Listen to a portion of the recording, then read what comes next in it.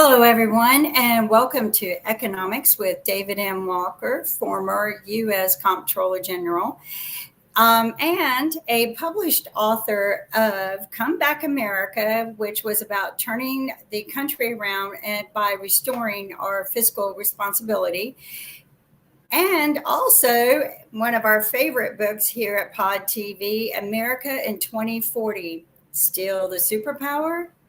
And we're going to be discussing a pathway to success.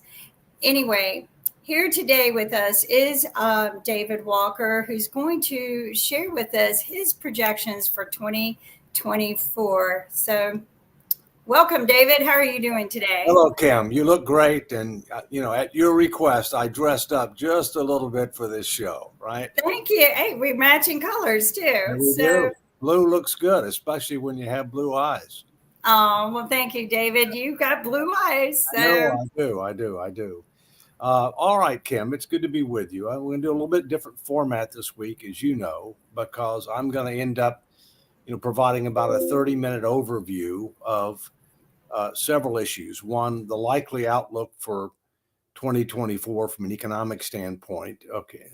Secondly, beyond the short term, which I consider 1 year short term, what are some of the structural challenges that we face, and how are we going to need to go about addressing those structural challenges from a fiscal standpoint? And then lastly, something that people here in the United States are becoming more and more interested in, but some people around the world might be interested in too, is I'm one of the national co-founders of a group called No Labels, which is talking about the possibility of running a third option for president and vice president, since it's looking increasingly apparent that the Democrats are going to renominate Joe Biden, despite the fact that 69% of voters don't want him to run for re-election. And it looks like the Republicans are going to nominate Donald Trump, despite the fact that 62% of voters don't want Donald Trump to run again. And so we're faced with a challenging situation, and as to whether or not a third option needs to be offered in order to make sure that people don't have to choose from what they call the lesser of two evils. So with that, let's start with the first slide. The first one's just a cover slide, so we can go to the first content slide. Thank you for your help, by the way. All right, let's go to the first content slide. Next one. All right, here we go.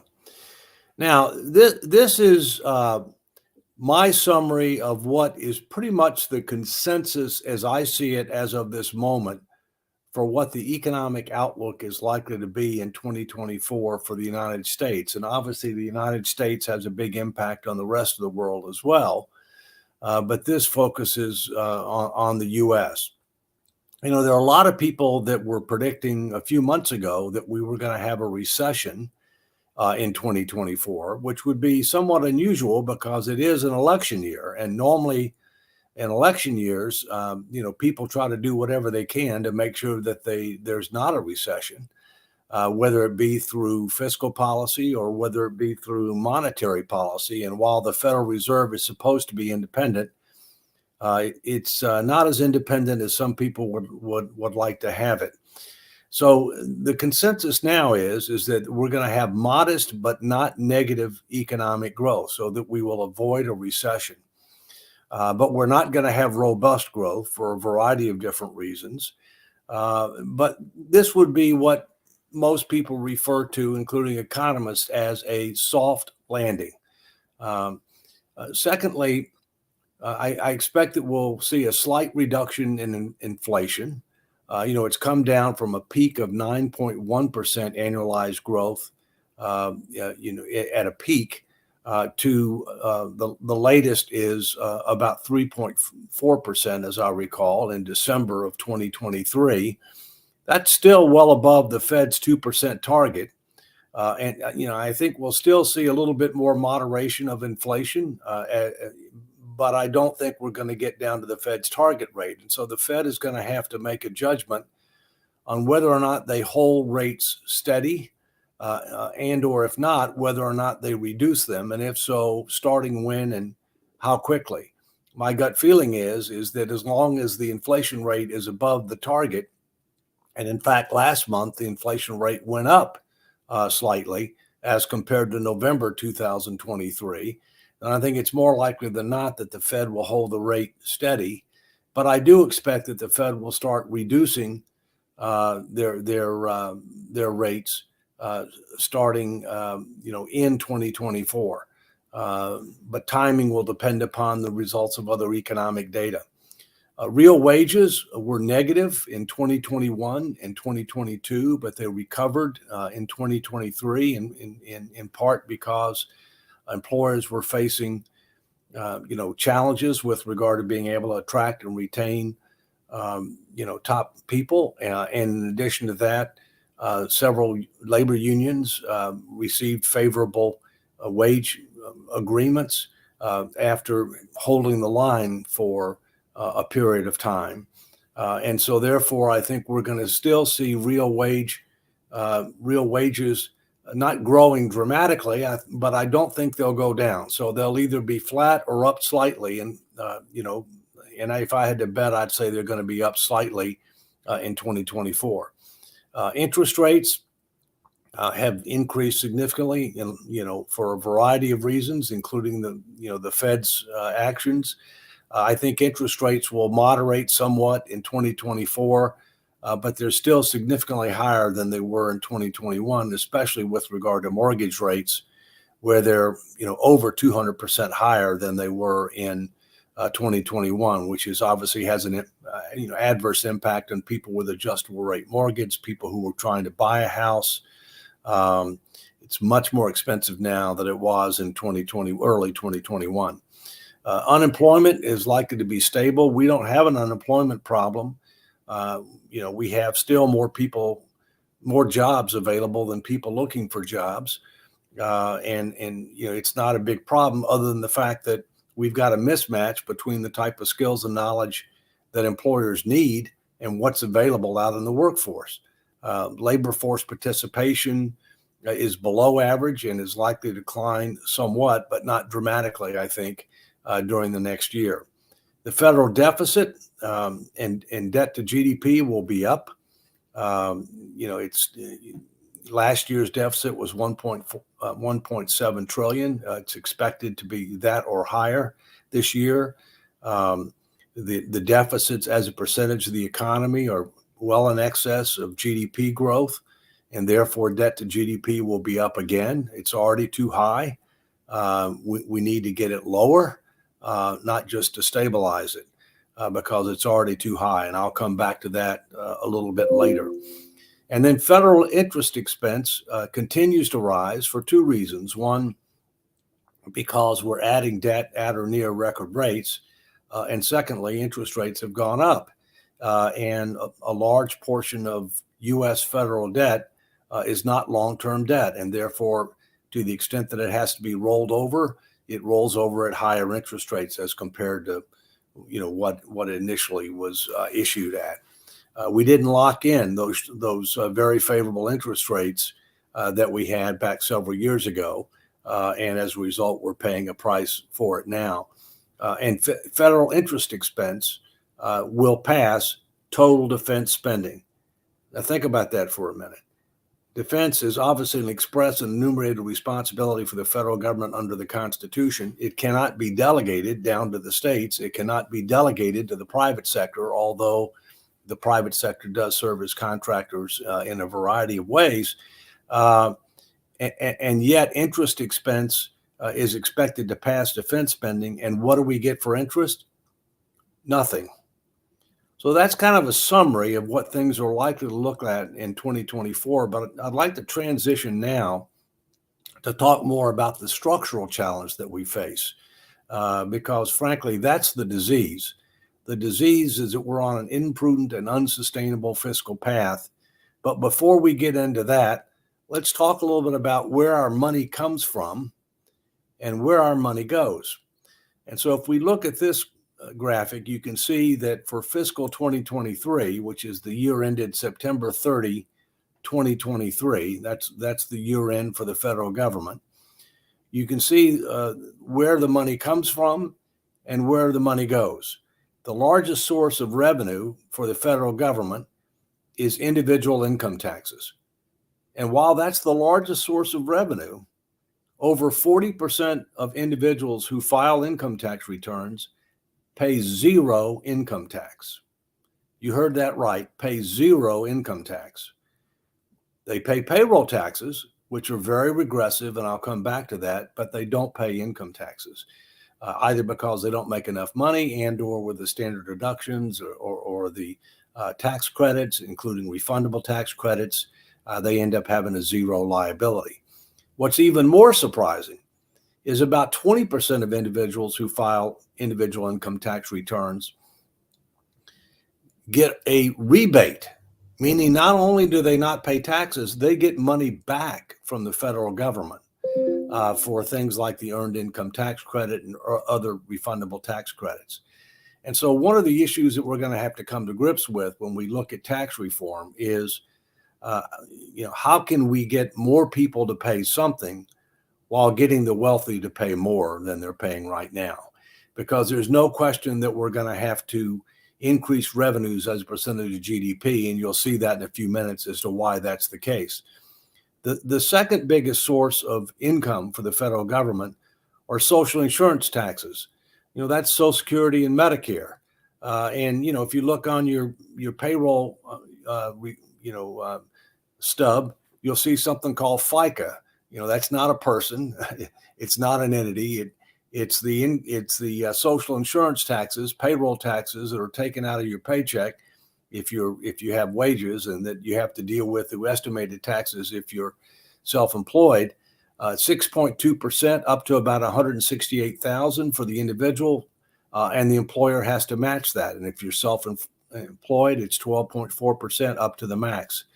And then with Medicare, it's 1.45% for the individual and the employer, and there's no cap. So you pay it on every dollar of wages and or self-employment in income that you make. So that's the second largest revenue source. Corporate income taxes are less than 10% of total tax receipts. And as economists will argue, corporations don't really pay those taxes. They basically pass those tax burdens on to the consumer in the form of higher prices. And there's a big debate about what do we need to do with corporate income taxes. One of the things we know for sure is that we've got to stay competitive on our corporate income taxes as it relates to global corporations, because they can and will move. And so we need to be competitive in that regard. And that's going to be a big issue as we look forward to tax reform. Customs duties and excise taxes, and then various miscellaneous. You can see what we get from that. Believe it or not, the federal government, initially at the beginning of our republic, raised all of its money through customs duties, tariffs, and excise taxes, and that we didn't, implement the income tax until the early 1900s. And then you can see the state and gift taxes. So the bottom line is, in 2023, we took in about $4.4 trillion. Now let's look on the other side. The largest expenditure is for the Social Security program, over $1.3 trillion. Healthcare. Now, healthcare, this is not Medicare. This is other forms of healthcare. There are many healthcare programs, including Medicaid, including a variety of other health programs. But when you look at healthcare and Medicare combined, you see that they are the largest components of spending, about 1.7 trillion plus, which, by the way, is about the same as what the deficit was last year. National defense, $821 billion. Income security, which is a variety of welfare related programs, including SSI, supplemental income, $774 billion. Net interest. Now that's net interest, $659. What that doesn't count is it doesn't count the interest that are paid on the bonds that are held by the Social Security, Medicare, and other trust funds. If you ended up adding that to this number, we would have already passed the what we're spending on national defense. But net won't pass it until next year based on current projections. Veterans benefits, $300 billion. You could argue that has something to do with national defense. So if you add that to the $821 billion for national defense, you get a much bigger number. Transportation, commerce, etc. So bottom line, 4.4 trillion in receipts, 6.1 trillion in expenditures, deficit of $1.7 trillion. When we weren't in a recession, we weren't in a declared war, and COVID was over. Shocking, unacceptable, unsustainable, must change course. Next, please.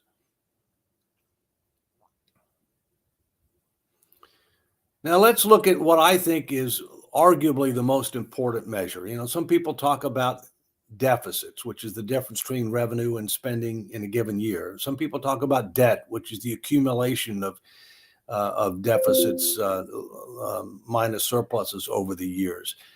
Some people talk about debt subject to the debt ceiling limit, you know, which includes both debt held by the public as well as debt held by the trust funds. This is the one I think that there's a growing consensus that really ought to be the major metric, and that is how much debt held by the public do we have as a percentage of the economy.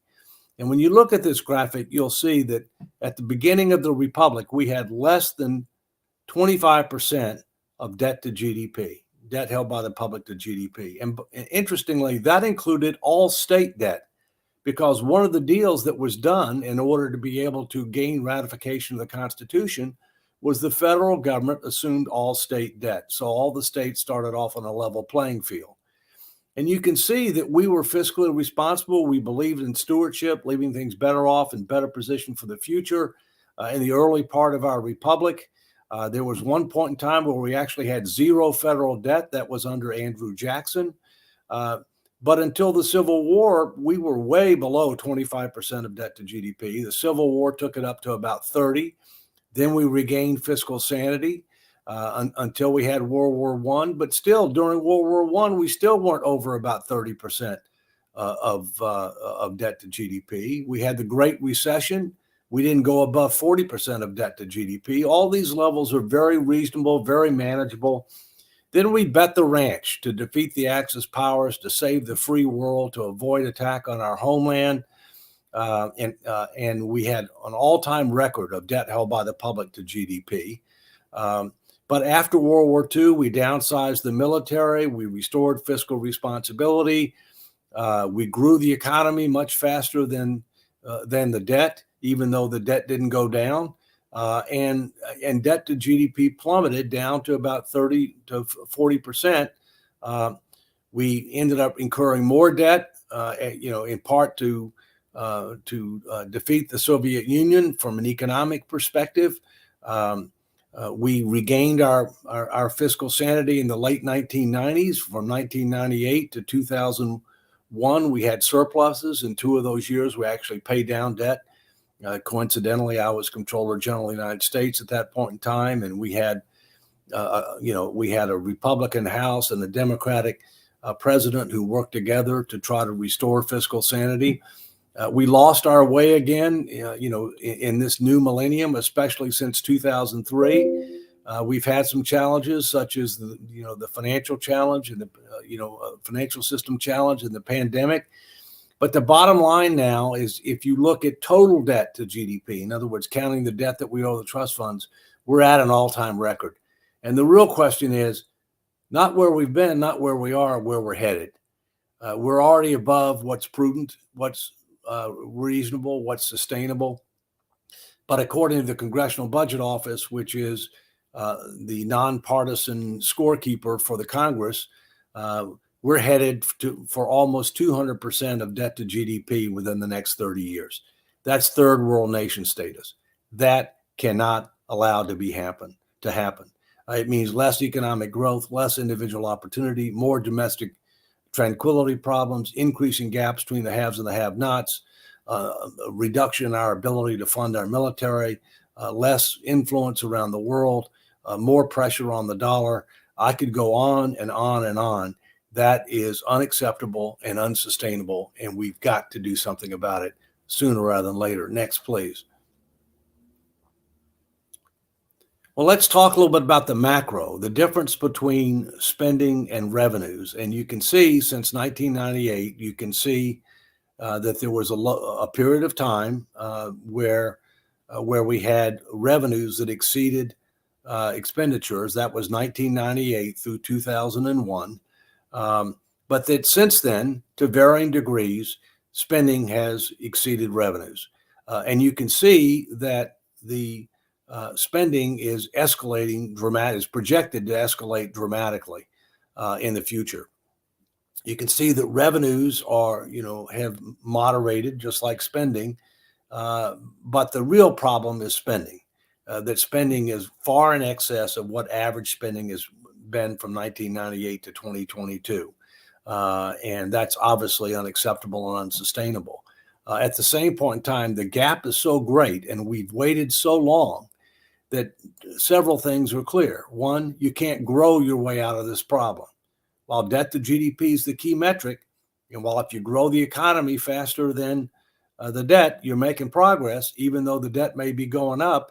When you look at demographics, when you look at our fiscal challenges and other factors, we're not going to grow our way out of this problem. Everything is going to have to be on the table: mandatory spending, discretionary spending, including defense, and revenues. And while the problem is primarily a spending problem, it is not exclusively a spending problem. And we're going to have to end up generating more revenues as a percentage of GDP as well.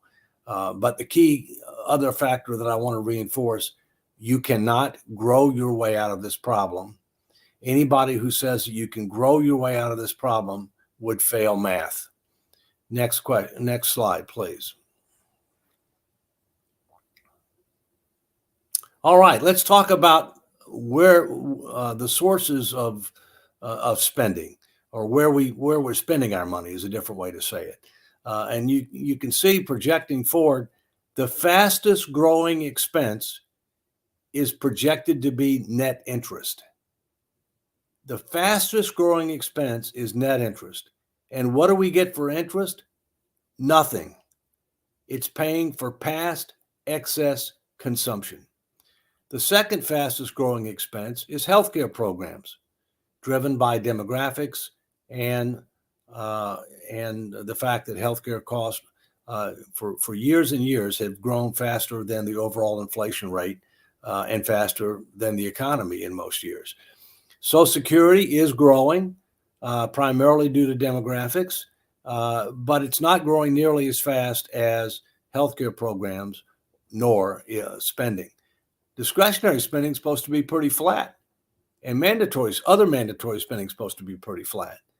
So the bottom line is the first thing we have to do is we've got to quit adding deficits. We've got to quit adding debt as a result of deficits. We need to try to moderate interest rates so that we can end up bending the curve down on net interest costs and stabilizing at a reasonable level over time. We're going to have to reform healthcare programs to make sure that they're equitable but sustainable going forward. We're going to have to reform Social Security to make it solvent, sustainable, and secure. If we do nothing on Social Security within 10 years, benefits will have to be cut across the board at least 20% if we do nothing. So doing nothing is not an option. And anybody who says they're not going to touch Social Security basically is for a 20% plus benefit cut within 10 years. By the way, both President Biden and former President Trump, that's their current position. It needs to change. And on healthcare programs, Medicare Part A, which is hospital insurance, is going to go, that trust fund is going to go to zero by 2031. And there's a 10 to 15% gap and growing over time. So we're going to have to reform that program as well. Next slide, please. Well, what are the three basic needed actions? And this is what I testified at the end of March 2023 before the House Budget Committee, and I've reinforced it many times since then. First, we have to resolve funding for fiscal 2024. Yes, the year started October 1, 2023. Yes, we're a number of months into the year, but we're still operating under a continuing resolution, which basically says you spend the same amount of money you had last year, which is obviously not the way to run, a country. The continuing resolutions are supposed to expire on March 1st and I think March 8th. There's a lot of work that needs to be done between now and then. But in my view, we have to recognize the reality that spending has been bloated in recent years. Spending is up 40% from fiscal 2019 pre-COVID levels. And what I advocated for is that we need to reduce fiscal 2024 spending below the bloated levels of 2023. But then the second thing that we need to do is that we need to recognize reality that things are getting worse with regard to our financial condition and fiscal outlook.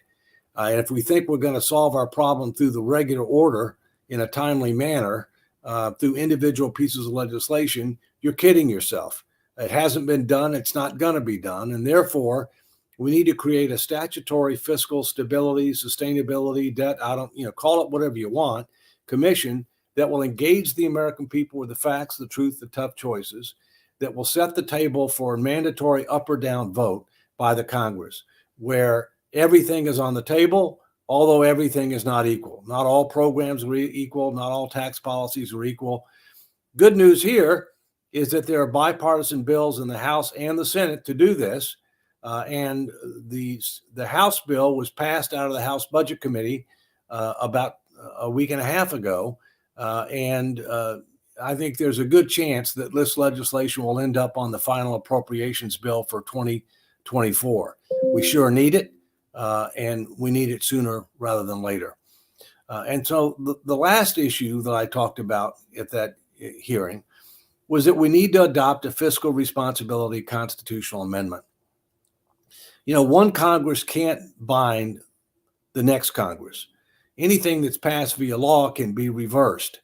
The only thing that can bind current and future Congresses is a constitutional amendment.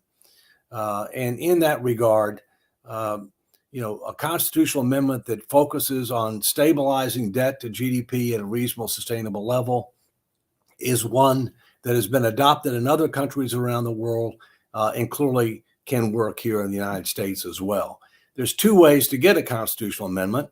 2/3 of the House and 2/3 of the Senate pass something, send it to the states, and 3/4 of them have to ratify it.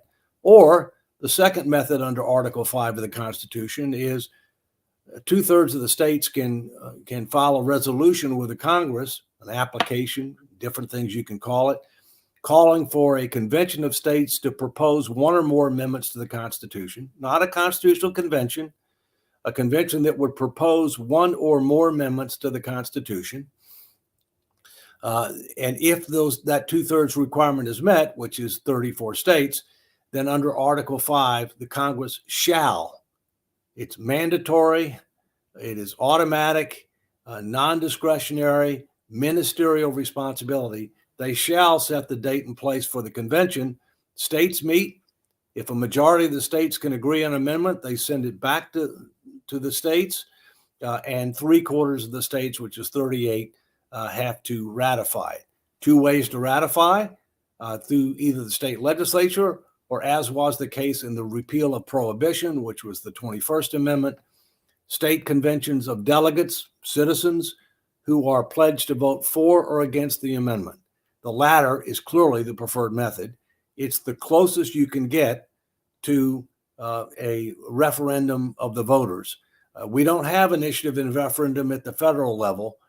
We do have it at state, in some cases local level. Other countries have it, like Switzerland, and they've used it very effectively. But in our case, the only way that you can deal with these things is a constitutional amendment, which will bind current and future Congresses. And shockingly, 39 states had active applications before the Congress in 1979, going to a peak of 40 in 1983, and Congress never did anything. And I'm involved with the Federal Fiscal Sustainability Foundation. You can find out more about it at letusvoteforfra.org. And we are working with the states to try to right this wrong. There is a resolution that's been filed in the Congress, HCR, House Concurrent Resolution 24, by Chairman of the Budget Committee, Jody Arrington, to bring light to this issue. With light, hopefully comes heat. With heat, hopefully comes action. But I think there's a very good chance that if the Congress does not deal with this issue in a reasonably timely manner, that the states may be filing litigation against the Congress for failure to discharge its express and enumerated constitutional responsibilities under Article 5, and that would have to be decided by the Supreme Court. Let's hope we don't have to go that far, but God knows we need a constitutional amendment, given where we are and where we're headed and what the consequences would be for our country and future generations if we fail to act. Next slide, please. The last slide is a slide dealing with No Labels. No Labels is a not-for-profit organization that was formed in 2010. I was one of the original national co-founders to promote bipartisan action focused on results rather than rhetoric, not left, not right, forward. It's been very actively involved in particular with the Congress and helping to form the Problem Solvers Caucus, which are over 60 members, equally divided between Republican and Democrat in the House, and the bicameral group, which is also bipartisan between the Senate and the House. Those groups have had a disproportionate impact on getting things like the infrastructure bill passed, the CHIPS Act passed, avoiding a default when we hit the debt ceiling, gaining a continuing resolution rather than shutting down the government. So they have been critically important in some things that have happened in the last couple of years. But now we're seeing, as I said before, that 69% of voters don't want Biden and 62% don't want Trump. The country is in a situation where, at or near a record for the number of people who believe the country is headed in the wrong direction, that the future for our kids and grandkids may not be as good as our life has been. Those are totally unacceptable outcomes.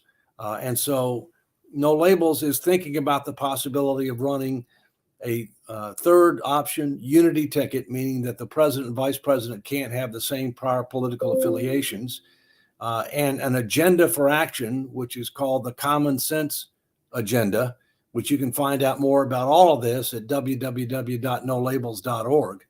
But let me just kind of give a summary a little bit of what No Labels is and where this process stands.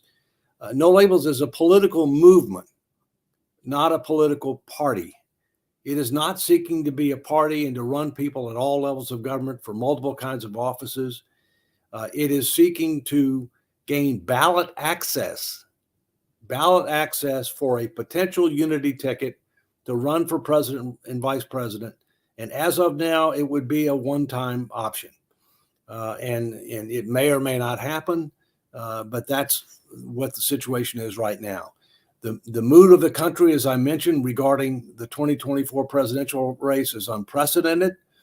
No Labels is seeking ballot access for this ticket for president and vice president only. We already have it in 13 states, and we're on track to get it in all 50 plus DC. This effort is contingent on a pathway to victory in the Electoral College. We have no desire to be a spoiler.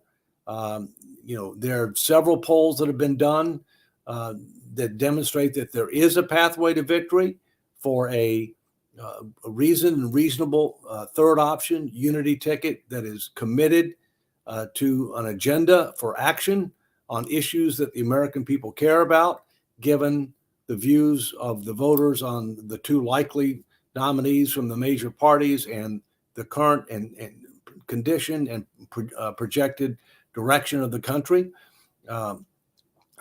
In addition, the decision on whether or not the line will be offered will likely be made in March of 2024. It's looking more and more like it's going to be Biden versus Trump based upon conditions to date. There are a number of potential candidates who are under consideration, and the decision process is yet to be finalized. There will be a convention, a virtual convention with delegates from all 50 states who will ultimately make the final decision. based on recommendations from a candidate screening committee. I am one of those delegates, and I'm the point person for No Labels in Virginia, among other things. If the line is offered, the ticket will have to run a campaign in full compliance with all federal election laws. That will be separate and distinct from No Labels. No Labels is a 501c4. It's just seeking ballot access, which is very expensive, tens of millions of dollars. And in some cases, some of the states will require the actual names of the candidates to be known before you can get ballot access. So if we do offer the line, then the campaign will end up having to deal with those states. We're in an unprecedented situation in this country, and the stakes are very high. We'll see whether or not another ticket will be offered or not. That will be made no later than March. But whether or not the line is offered to a ticket, the Common Sense Agenda, which you can find out more on www.nolabels.org, are 30 issues of concern to the American people and ways forward to address them. Those need to be advocated, whether or not a ticket is run, because the people are tired of stalemate in Washington. And if Washington is stalemated and things are going well, that's okay. But if Washington is stalemated and things aren't going well and they're getting worse with the passage of time, that is totally unacceptable. Thank you for your attention. Let's have a little interaction here. You're muted. You're muted. There we go. I wanted it completely quiet for you. That was beautiful. Thank you so much for this. We have to have some check items to look at, but we have to know where we've been, what we're doing today, and where we're going. And I think you did a very good job of precisely defining these things so that we can understand it. There is hope. I don't think just because we've gotten ourselves into this mess, we can't get out. We just need to focus on it. And I appreciate all your efforts going to DC and working on this. Whatever we can do from our end, let's work on it. We have a guest joining us all the way from Raleigh, North Carolina. He's Pod TV's one of our producers and host in political advisory. And he also is on PBS, and he's a city councilman, and he just never stops. He's always in DC, just like Sounds you. like Steve to me. Hi, hey. You got it, Steve. Hey. Guess who the guest is? Yeah. It's always an honor to be here with David Walker. I've got. I might call back from the car because I'm on my way to the airport, but I didn't want to be any opportunity to come and share a few minutes of analysis with you. But David, that was a wonderful presentation. I look forward to seeing what No Labels does. Soon to be former Senator Joe Manchin is a friend of mine from West Virginia. I know that he's involved in it. Going to be surprising with him not being in the U.S. Senate, but I do think Washington is broken, and hopefully we can fix that. But it's. I was with Joe in New Hampshire. Yeah, Senator Manchin about a week and a half ago. I did a couple of events up in New Hampshire. Senator Manchin joined us for one of them. I'm going to be another website too, joefromtexas.com. Joe from Texas. Check that out because Joe was with me as well, where we're doing citizen education engagement. Go ahead, Steve. No, and I'd love to reach out to him. So maybe sometime you can just shoot me a way to get a hold of him because I'd like to bring you and him here to North Carolina. I think that'd be fantastic. But Kimberly, I'm here to just provide some analysis. You wanted me to give you just about 5 minutes of just kind of predictions. And I may, if that's okay, call back in the car. I'll just have the audio on, but we can continue if that's okay. Absolutely. Okay, great. Well, I guess what I'll do today is going to give you my analysis in the presidential election, where we're headed, if that's okay, and kind of like some of the factors I think that we need to consider in terms of what is going to happen in the next, who's going to be the next president of the United States. I think, to our disappointment to many, it's interesting that Donald Trump has done well in New Hampshire. The last person, a Republican, to win 55% of the vote was Ronald Reagan. The last Republican to win Iowa and New Hampshire was John McCain. And Mitt Romney came close.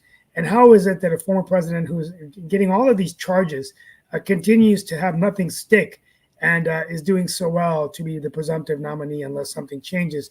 I thought Nikki Haley would do a lot better. I think with Joe Biden, the oldest president running for re-election at 83, what's interesting there is that when I look at Trump right now, I would say that the border is the biggest failure of the Biden administration. As a moderate Democrat, I think that during the Title 42, it was down to $4,000 migrants a day. It's back to up over 10,000. The mayor of New York City is saying that it's costing New York City $12 billion, which means they can't fund police, fire, basic essential services. And this has been completely not managed by Biden. So President Trump is going to be able to say, I told you so. We're letting crazy people in this country and America's worse for it. But, the Biden administration needs to do something. Republicans don't really have an incentive to work with Biden because as far as they're concerned, the more and more the border is a mess, they can use it as political ammunition, unfortunately. So immigration becomes a political football. With President Biden, he was recently in Raleigh and he talked about Bidenomics, and there have been some successes that Biden has had with, in North Carolina, $2 billion of broadband has come in, 880,000 households. Internet bills are down $30 a month. The president came in to announce another, 82 million to bring on 16,000 houses. And we have seen a significant uptick in manufacturing jobs coming back. And I think Trump can be given credit for that, which followed into Biden. We never really talk about former presidents and presidents, what they have in common, but the CHIPS Act, the 280 billion, has brought a lot of semiconductors. So everything we use from our phones, our devices, our computers are chips. Almost all are manufactured in Taiwan by the Taiwanese semiconductor company, TPCS. And, Wolfspeed, Cree, VinFast, these are all, major investments that are coming into North Carolina. And you have the Inflation Reduction Act, healthcare, Medicaid expansion. With all that being said, I don't know whether you all feel this way, but I'm going to end my analysis with this before I get in the car. It's like, as a former college tennis player, a turning point in my career was when my coach said, you shouldn't be looking always at the opponent. Think about your 2 or 3 weapons and focus on your game, right? So like yesterday when Sinner was down 2-0 against Medvedev, he had to figure out a way to win. He didn't keep looking across the side of the net. Where I'm going with this is I think the Democrats, and maybe David will agree with me, they've been so focused on Trump that they haven't been focused on the common sense, pragmatic solutions about the economy, about jobs, about infrastructure. Why did President Biden wait until now to come and do this? I don't know about you all, but I feel like we've been getting press releases about billions and billions and trillions of dollars coming in. And just because inflation is coming down and we're avoiding a recession, which is good news for the president, people are still paying higher prices for grocery, for gas, for housing. So just because inflation comes down doesn't mean prices come down, which means Donald Trump can say, look, I told you so. So end of the day, and then finally the war in Ukraine and Israel, I think it's a mess. And it's going to hurt Biden in the swing states. Michigan, 150,000 Arabs, Muslim Americans. If they vote the other way, Biden could lose Michigan. So I don't know. So I maybe someone else is going to get in. Right now, I would say that I do think Donald Trump has a very good chance of being reelected. I think that if Nikki Haley is his vice president, I think he will be reelected. I think Biden has a chance, but we'll see. That's my crystal ball. Steve, All right. thank Well, Sorry, I threw it all out there. I'll react a little bit, Steve, and you make sure. I'll jump back on the phone, but go ahead and Don't react. miss your flight. Thank All you right. for joining us. I'll call you back. Let um, me in when I call on the phone. Well, can I hear David Walker's response real quick, and then Yeah, real quick. First, I was recently down in Charleston, South Carolina for something called Renaissance Weekend, and I was accosted, not physically, but verbally, by a number of strong Democrats who were concerned about the fact that no labels might offer a third option, and concerned that it might hurt the possibility of Biden getting reelected. And that's not what our data shows. Our data shows that we draw from both sides, and Biden better worry about some of the other candidates like Robert F. Kennedy Jr. and West and Jill Stein, et cetera, because they clearly pull more from him than we would. But the bottom line is, I think you're right, Steve. I think the Democrats are running on two things right now. They're running on Trump's a bad person. How could you vote for Trump? He's a threat to democracy. And secondly, abortion. Those are the two issues. The other thing is they seem to not understand how most Americans think. Here's, in my opinion, most Americans think this way. Am I better off today than I was the day that the current president took office? And while it's true that inflation is coming down, prices aren't coming down. Inflation's coming down. All right. But if you look at where we are today as compared to where we were on January 20, 2021, prices are up about 20%. And they're up much more than that with regard to energy, with regard to housing, with regard to food. They're up much more than that. And those are essentials. Everybody's got to buy that. Okay. Right. If you look at that, that's a real issue. And then I think, if you look at what the state of the world is, we've got conflicts going on in different parts of the world that we didn't have going on before. If you look at the state of the border, that is just an absolute unmitigated disaster. And when you have people saying that the border's under control, they must think that people are deaf, dumb, and blind. I mean, all you got to do, you're going to believe the person who's telling you. You're going to believe your lying eyes. And I think, and the last thing I'll say, I'm going to chime in on the car. Just let me in, Kimberly, when I call in. I think abortion could be an issue. You look at the abortion issue, the Republicans underperformed in the midterms. And in states, even like Kentucky and Ohio, which are typically more red states, or at least Ohio is, abortion on the ballot did pretty well. So I think that is the one option. If abortion, at least in North Carolina with Mark Robinson versus Stein, Mark Robinson, Lieutenant Governor, said he's against all cases of abortion, even in rape and incest, and will ban it completely in North Carolina if they let the governor. I think that could backfire on him in the general election if it is a General Stein versus, and that's what we call him, General Stein, versus Mark Robinson. If Trump is convicted before the election, that could also be a factor. If he's convicted after the election, then he can pardon himself. So this is almost like, I'll end with this. I've been binge watching 24. I don't know why. Watching Jack Bauer on CTU isn't the best way to relax before you go to bed. But I almost feel now like it's 6 screens with each one of these multiple crises: Ukraine, Israel, economy, Trump, cases, Biden, 83. And so let's just see where this goes. But I'll be back in about 2 minutes. I'm going to chime in. But it's going to be an interesting year. And I just hope that, here's the good news. The good news is this will be the last election where a president would be born in the 1940s, most likely.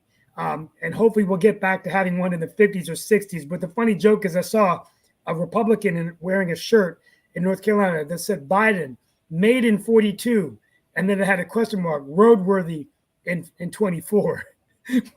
And it just really made me laugh because I said, my God, 1942. I mean, that I'm no offense to any of you, but that's old. Well, I hate to say it, but I think the president's running mate is not going to help him. Yeah. I'll be right back, guys. I think there's a lot more focus on that because of his age. Right. So we've got some comments. So, what you were talking about, Adam Lapero has chimed in and he said something about the line item veto act would have helped, or he thinks it would have helped. The court should have deferred to the coordinate branches. Now, maybe you can explain this to our viewers a little bit to understand about what that was about. Yeah. Several states have what's called a line item veto, whereby the governor doesn't have to veto the entire budget. The governor can veto certain lines within the budget, certain items within the budget. Okay. Reagan in particular was desirous of trying to use that tool, and other presidents have been desirous of using that tool. But there was a case, Clinton versus New York, where the Supreme Court struck that down as being unconstitutional. But as I said before, one of the things that we need is a constitutional fiscal responsibility amendment. And I think that amendment should focus on debt to GDP, but it could have other elements included as well. And a line item veto is clearly one of the items that could be included in a fiscal responsibility amendment. And if you want to provide this ability to the president, it's got to be done through a constitutional amendment, just because of this Supreme Court decision. Just like if you want to do something on campaign finance reform, in light of the Supreme Court decision to say that political contributions, represent speech, all right, then you're going to have to do it through a constitutional amendment because of that fact. And I think we're going to have to do one there too. But first things first, let's do the fiscal one, because if we don't put our finances in order, frankly, these other things aren't going to matter over time. You couldn't have said it any better earlier. It's just a matter of doing the math, right? And a lot of us don't learn this, how to balance our budget and everything. But one thing we do learn is if we don't become sustainable at home. And it's very frustrating that our own government hasn't practiced what they have preached to us or enforced us to do. What can they you have said this time and again, but we're going to get a new president here real soon. And it just feels like every time we do, we reboot, and we've got the same two people that we've struggled with for the past few years that I don't think has gotten us ahead anywhere, because all we do with Trump is watch him fight his legal battles. And, God knows he might be using our money to fight him with. And, Biden just hasn't, things have sustained a little bit or maybe gotten to a balance, but I just don't think he's going to be the one capable of pushing us there. So, what are your thoughts on how we can get a better, I like your unity or unified. Is that what you said? Unity ticket. Yeah. Well, look, let's do that. We need to be focusing on issues and solutions. Exactly. Unfortunately, when you look at Trump and Biden, too much of the campaigns are focused on the individuals and their personalities. Okay. For example, age. Age is really not the issue. The issue is what type of energy level do you have, and what type of mental capacity do you have? Okay.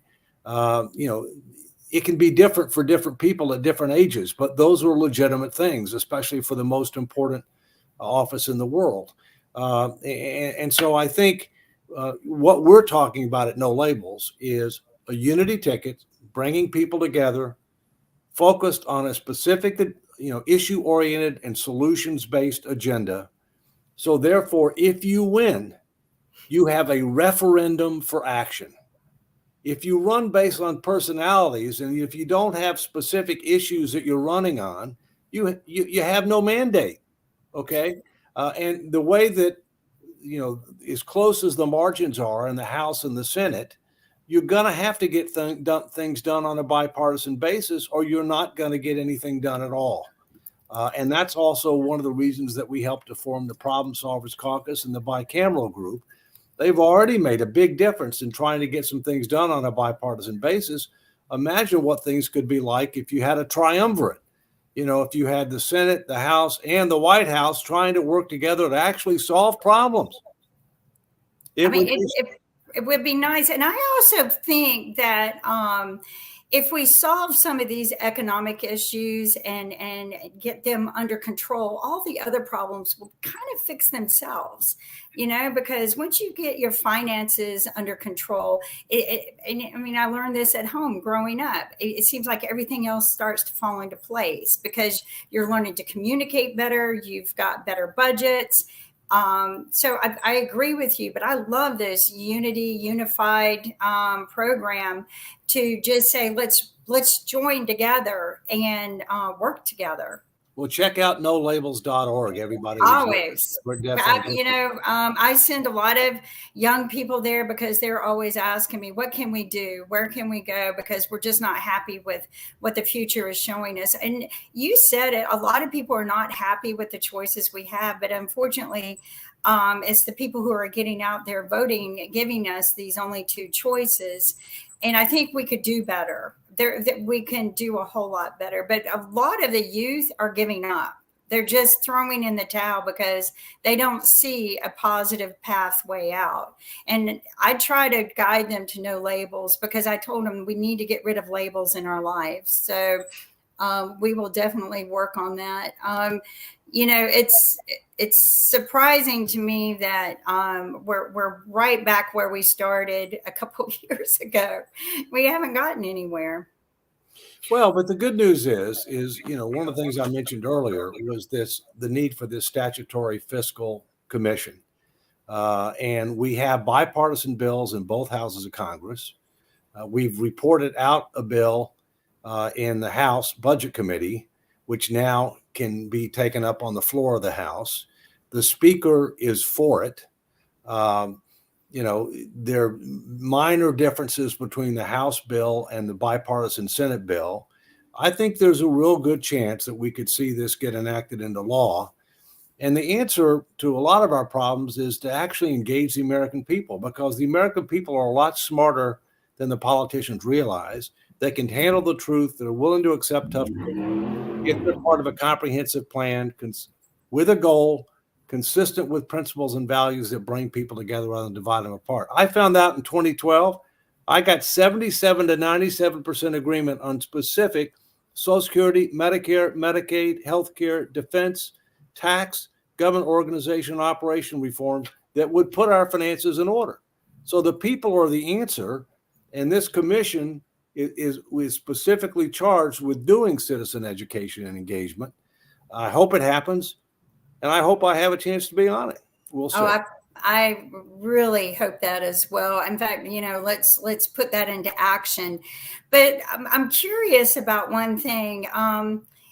Do you think part of our fiscal responsibility moving forward this year will be engaging in and in supporting some of these wars that are going on? We've got so much globally going on that it's hard to pull people together. Everyone's kind of dividing. We've got the war going, our own internal war going on the Texas border. And then we've got the wars going on in Israel and, Gaza. And then you've got the Russia-Ukraine still going. Is it our responsibility at this point to do anything about that? Well, let's take each one separately, okay? First, I think the situation at the border is totally unacceptable. If we want to help other people protect their borders, we need to protect our border. And my personal view is that the Congress ought to take a hard line and make sure that the border is secure, to reverse catch and release. Catch and return is what the policy ought to be. People ought to have to apply for asylum from other countries, not from our country. They need to follow the legal process. Does that process need to be revised and streamlined? Absolutely, it does. Does that mean we might need more funding for judges and things? Yes, it does. But the first thing you got to do is you got to seal the border.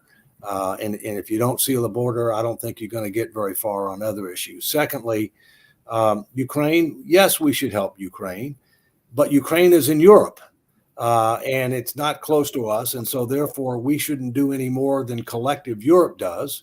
Our economies are about the same. We should be doing more with regard to military equipment, in particular, military equipment that we don't need. We have a lot of military equipment that we don't use anymore, but we still have, which could be effective for them. It gets more problematic when you end up throwing money at them because you don't know where the money's going and what it's going for. And there's been a history of problems in Ukraine in that regard. And we don't have adequate transparency and accountability over the money. But I'm concerned that, what's the end game for Ukraine? I think what's going to happen in Ukraine is something similar to what happened in Korea. there's just going to be there's going to be a stalemate, and they're going to at some point in time quit fighting, and one side's going to say, well, I don't agree, that's your territory. And the other one says, I think it is my territory, but they'll just cease fighting. I don't see what the end game is there.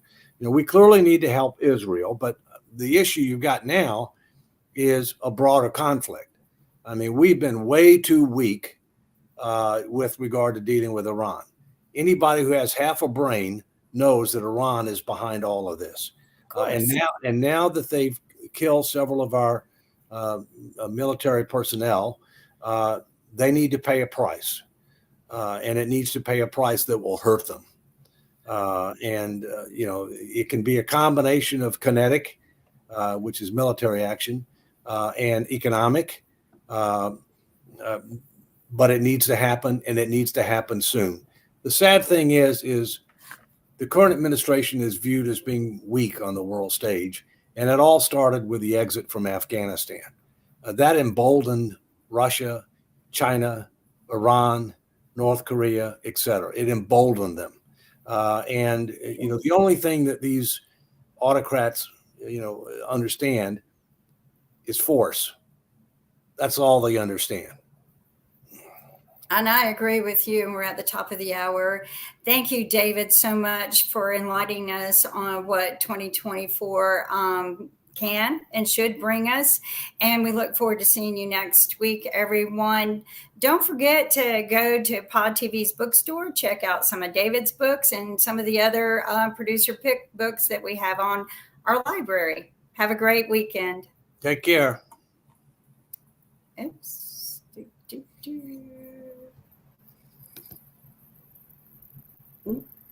Oh, there we go.